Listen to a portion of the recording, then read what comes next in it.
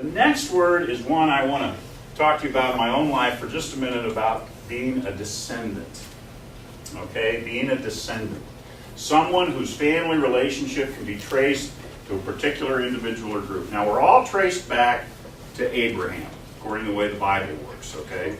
But I got to tell you, there was a descendant from my family that was here this week from Germany. All right? He's a second cousin of mine. Did you see him? Yeah, he was in church. He's a second cousin of mine, which means he's my dad's first cousin. My dad's dad, my grandfather, and this man's father were brothers. My grandfather was the seventh child in the family. You want to guess what this guy's, what number was over here? 7.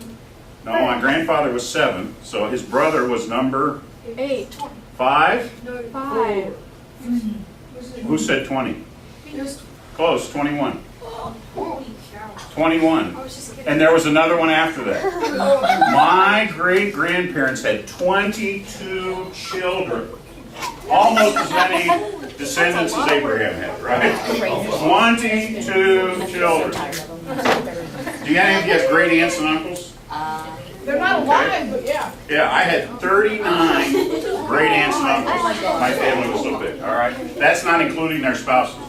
So descendants, there are a lot of descendants that I know in my family. And you know descendants. They are people who come from other people, right? So your grandparents and your great-grandparents and your great-great-grandparents, and they all go back. My last name, as you know, is Hartman. So there are a lot of Hartmans around here, right? And somewhere we're probably related. If you go back in our descendants, we probably find that we're related back there somewhere. So now let's see, Pastor Casey, how do we do this? Oh, okay. Hey, all right. What's this word mean, dudes? Righteous. Righteous. You're right, you're right. It means justified and good, being right with God. Finish. It doesn't happen by our own works. Right, okay? So if you're righteous, it's not because you're so wonderful, but who's wonderful? God is wonderful. Because God is good and God is wonderful, then we are righteous because of what God has done. In our church we say God is good all the time. All the time, God is good. Very good. That's That's what right, we do. Casey. All right? Because God is good all the time, then we're righteous. We are right with God. Doesn't happen by anything but by what God does. Now, for Abraham, it was this God that he had the relationship with and laughed with. Who is it in our life today that makes us righteous? Our mom. No, not your mom. Well, she might. But ultimately, if you have a relationship with God, who's the one that makes it right? Jesus. By doing what? Talking to you. By what? Who says? I heard it. Talking. What does he do? Talk to us. No, well he does, but that's not what makes you righteous. I said dying. Dying and Coming back. Coming back. rising, right? Coming back. All right. That's his acts make us righteous. They forgive us and give us life. And then finally, this word to bless, to confer prosperity or happiness on someone. There's a guy named Jabez in the Old Testament who said that you would bless me indeed. And the reason Jabez asked for the blessing was not so he'd have a lot of money, but so he could bless a lot of other people. That you would bless me indeed and expand my territory. Make me a blessing to others. Just like you read, blessed to be a blessing, right? So when you are blessed, you are asking God for what you need to help someone else. And God blesses you to help someone else and do something for someone.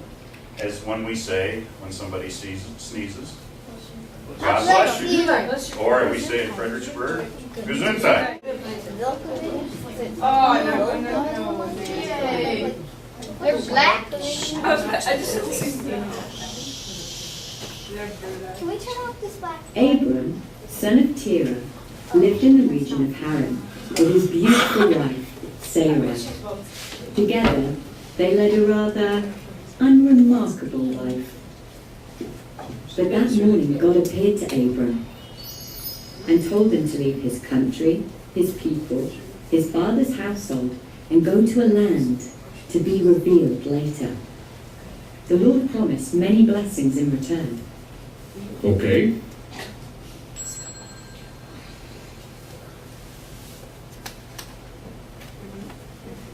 Abram attempted to explain the relocation plan to Sarai. Since he had no concrete details on the purpose or value of the move, this proved rather difficult. Regardless, Abram and Sarai packed up all of their belongings and left for the land of Canaan.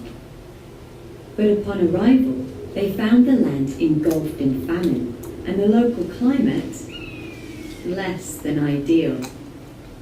And the bounty promised was nowhere to be seen. Fortunately, God returned to clarify a few things.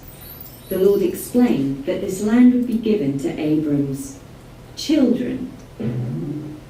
Childless and well past their prime, Abram and Sarai wondered what they would do until the increasingly unlikely event of offspring occurred.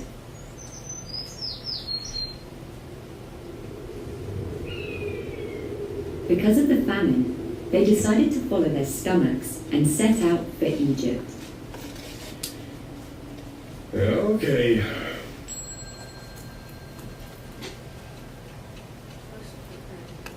Just outside of Egypt, a grim thought suddenly occurred to Abram.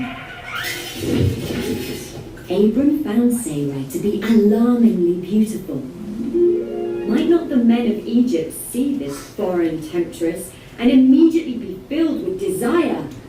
And might that desire be so intense that they would murder her husband? He knew God was supposed to be with him, but he couldn't take any chances. So Abram introduced Sarai as his sister. Pharaoh fell for their ruse, proving even too effective. Abram, may I have your blessing to take your beautiful sister as my wife? Oh. Okay. Sarai was rather annoyed by this development, noting that so far neither Abram's faith or lack thereof had created much for desirable circumstances.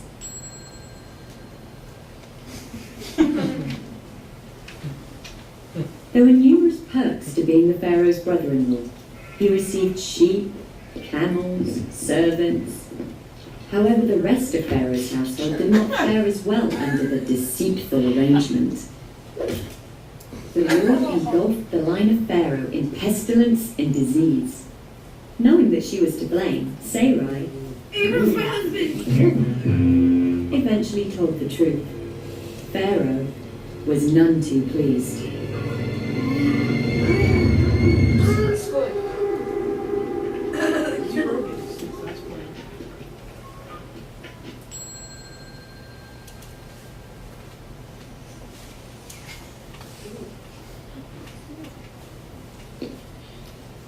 For years, Sarai and Abram had attempted to conceive, but to no avail. Without children, Abram could not receive the Lord's bounty. Sarai suggested Abram bed with her handmaiden, Hagar, to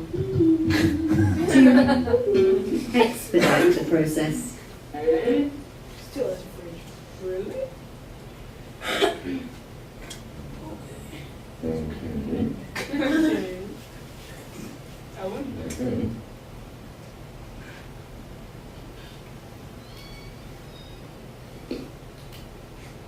Okay.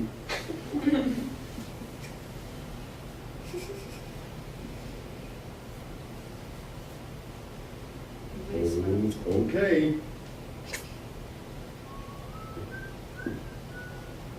Okay. Okay.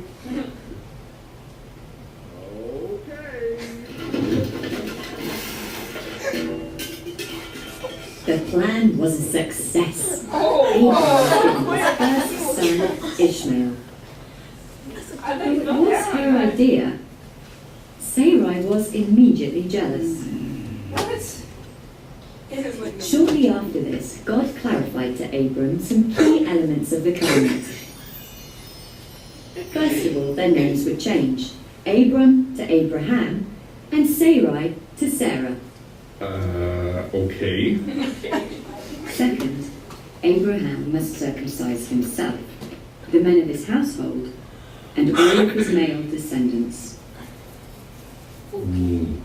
Okay. This was the first time the word circumcision had been used, let alone the act. So naturally, God had to provide Abraham with a short tutorial.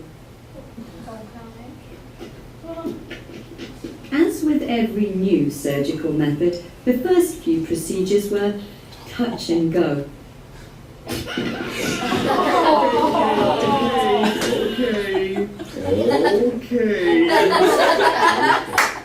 Okay.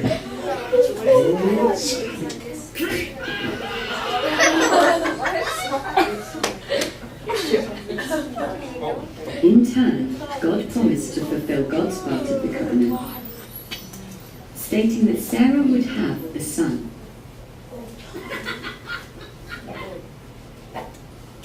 Okay.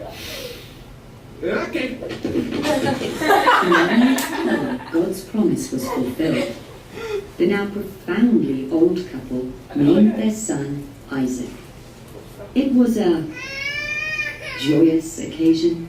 However, Isaac's birth created new complications.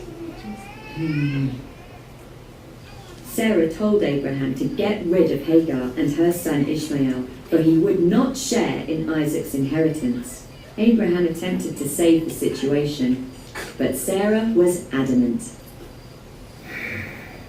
Okay. Abraham tried to explain the situation to Hagar and Ishmael. The Lord assured Abraham that Ishmael would be provided for, that the son of his maidservant would become a nation as well. But the Lord's reassurance did little to lighten Abraham's heart.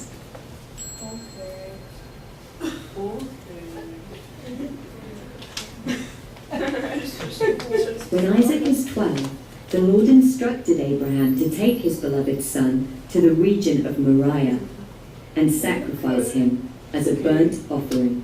Okay. Golly, are we going camping, Dad?